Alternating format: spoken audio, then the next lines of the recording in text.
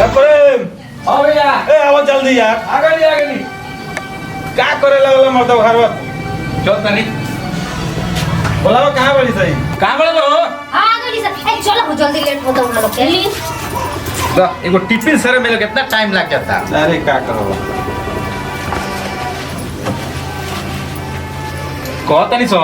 24 घंटा serial YouTube देखो तार लोगन बाप महतारी के गजन होता है तो ये हम ही घर में ना चली का भैया दिन भर वही चक्कर में मत रहिलो तार लो बाबूजी गइल बन बाजार है और यहाँ तो तनी खाना पानी दे दिए लो टाइम से समझ लो लो ठीक बा अरे रोवा लोग का फिल्म के चक्कर में पड़ गए बने लोग अरे जमाना ही हुए बा औरत चाहत ऐसा कि बाप महतारी के कचरा समझ घर से बाहर निकाल दिया जाओ ठीक कहत रहा भैया हाँ। ऐसा हम ही घर में ना चली ठीक बा बाबूजी आलो तो खाना दे दिए लो अच्छा, ठीक बा बा, पूछत रहे लो पानी पानी हाँ, सब हाँ, ठीक ठीक बा, ठीक बा ये दीदी बुढ़ावा के इतना करत तनी सन तब सब करत रहो तो चले के ना हम दोनों आदमी अपन वाला कर जा हरे छोटकी ते ठीक कहत रे बुढ़वा के ना काम बा ना धंधा बा घर में बैठल बैठल 3-3 थरिया 4-4 थरिया हुरता आ होते सवेरे चल जाता वो मोड़ पर चाय पिए ए दीदी एगो दिमाग में नु आइडिया होता अरे तो कह बुढ़ावा आता नु तो ऐसा बोले जाई नु घर छोड़ के चल जाई एकदम ठीक कहत रे बुढ़वा जवान 3-3 टाइम बैठ के हुरता उ सब बची तो अपनी के बाल बच्चा खइयसन पिहसन पढ़ लिख के डॉक्टर इंजीनियर बनियसन आ बुढ़वा के वृद्धा आश्रम में भेज दिहल जाई हम बात कर ले बनी जाके ठीक बा दीदी चली चलो चलो ए भौजी भौजी हाँ बाबू तने बाइकवा के चाबी ले कॉलेज जाए के बाते हाँ गनी ली ठीक अच्छा से जाए ठीक बा भौजी हम जाते हैं दीदी सब लोग तो गई इहे मौका बा अरे मौका मिलल बा तो चौका मार देवे के आओ तो बुढ़वा तो ओकरा के वृद्धा आश्रम पहुंचा देवल जब यही लगले ठीक बा ठीक हाँ दीदी ए चाची बाबू किधर आ हाँ बाबू हम जाते नहीं ट्यूशन पढ़े आए मीरा मन लगा के पढ़िए समझ गइलू तारा डॉक्टर इंजीनियर बने के बा ठीक हो माई हम जाते नहीं हाँ रोड पे ठीक से जई है बढ़िया से अच्छा से जाए चलिए दीदी चलो बाबू के मना बोल जाते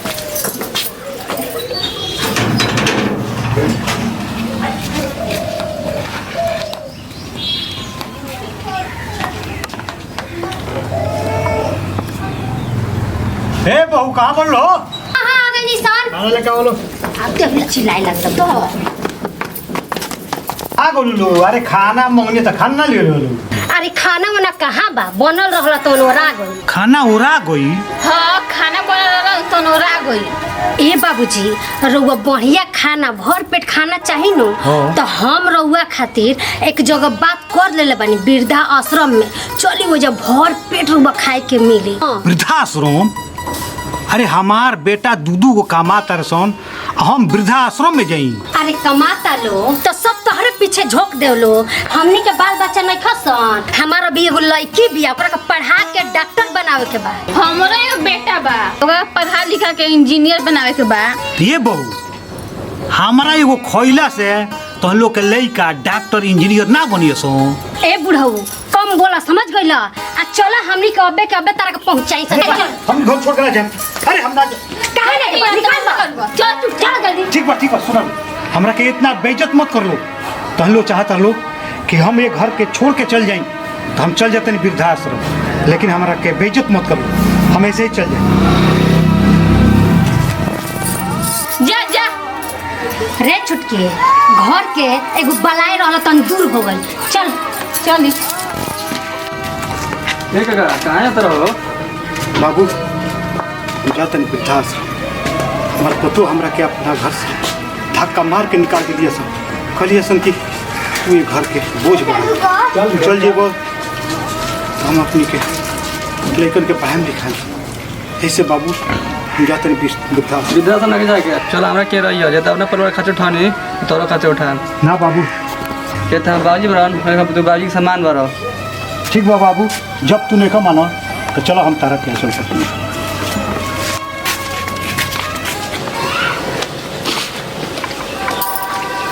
ए कहाँ बड़ी लो जल्दी आओ लो हाँ आ गई निशान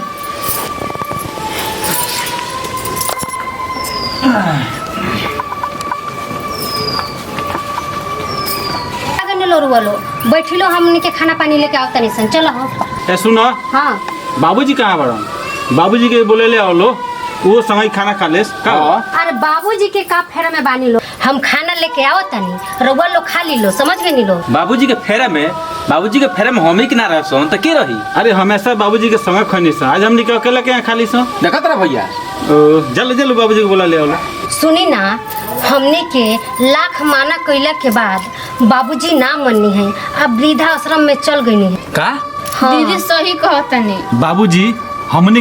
घर छोड़ के कबो नहीं जा सकत एमे जरूर तनी कोनो चाल बा हाँ भैया तू ठीक कहता रहो कोनो कोनो बात बा कुछ ना कुछ बाबूजी के जरूर बोलले बाड़ी सोन बाबूजी भागल बड़े घर से रे अरे यहाँ लोग के हमनी के बात पर तनको भरोसा नहीं है अब हमनी के हनुमान जी तो ना है सन किसी ना चिर के देखा दी सन हाँ दीदी देखो तनी थोड़ा सा भी भरोसा नहीं है भरोसा के बात करता रू तारा लोग के बाबूजी वृद्धाश्रम चल जास तारा लोग के दिल पर कैसन बीती हाँ भैया एकरा में क्या भरोसा कइल जाओ भैया का भइल हो काहे हला कटल हो कह तनी सन कि बाबूजी वृद्धाश्रम चल गए का बाबूजी वृद्धाश्रम चल गेल बाबू बताओ आज ले बाबूजी हमनी के छोड़ के खाना ना खइले हाँ। हमनी के छोड़ के वृद्धाश्रम चल जी हैं जरूर कुछ ना कुछ एक के बोलले बाड़ी सोन हाँ जरूर कुछ बोलने वाले तब बाबूजी आश्रम में गइल बड़ा हां नहीं के भरोसा तो जगह पता लगा लेम लो हाँ आ हमनी के झूठ बोले के आदत नहीं है कि झूठ बोले सन चढ़े छोटकी खाना लिया के दे दिहल जाओ खाई लो ना तो भाड़ में जाए ए भैया अब खाना खाइल छोड़ लो आ चलो लो पता कइल जाम कि बाबूजी घर छोड़ के कहाँ गइल बड़ा ठीक बा प्रेम हां बाबू बिल्कुल सही कहता चलेगा पता कोई चलो भैया चलो चल जल्दी चलो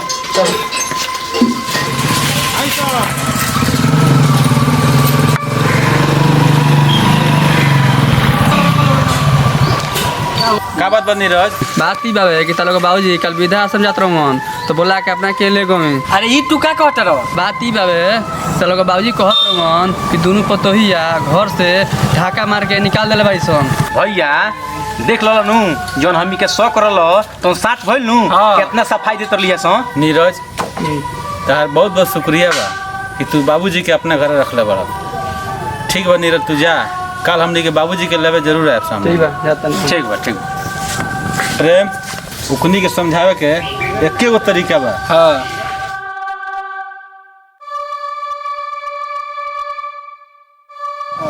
हां भैया ओही छोड़ दियल जाई ठीक बा ठीक बा चलो चलो भैया चलो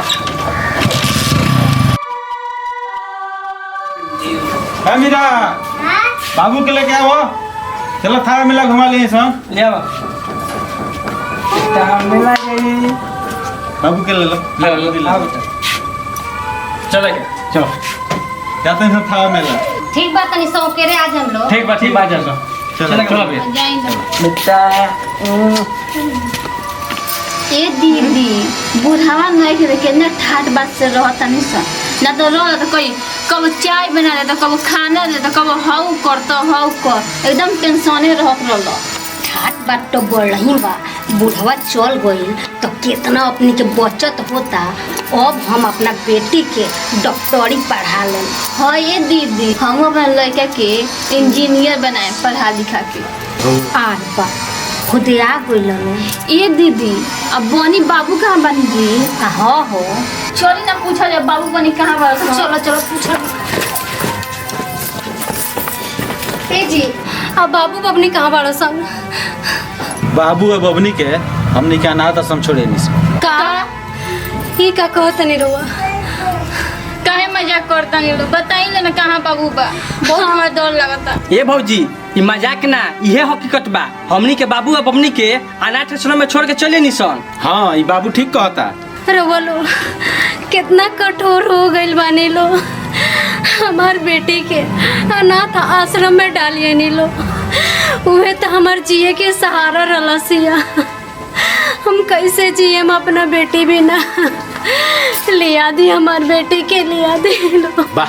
जब अपना पे आइल तो आँख से आंसू आवे लगे तनी सोचो सन जौना बाप के बेटा 3-3 गो होखे उ बाप अपना बेटा से दूर हो लोखे उ बाप के ऊपर का गुजरत हुई ए जी हम इसन से बहुत बड़का गलती हो गई बा हम इसन के माफ कर दी रवा आगे हाथ जोड़ता नहीं हाँ जी हमनी के माफ कर दे।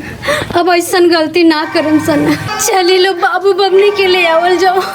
अब बाबूजी के अब हमनी के बाबूजी के साथ ऐसा कब्बो ना करम सन। चली लो के माफ कर दे। पैर पर अरे उठो उठो उठो उठो। तारा लोग के गलती के एहसास हो गई, ये बहुत बड़ा बात बा। सुनो,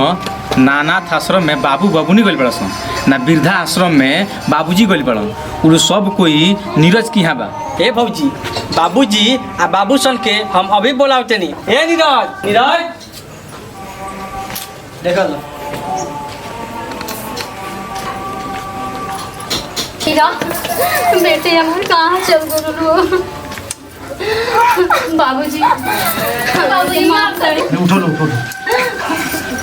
पहले सुधर गलो लोग, ये बड़का बात बा। जा लो घर में, आज के बाद ऐसा गलती मत करियो। जा लो। जे बेटे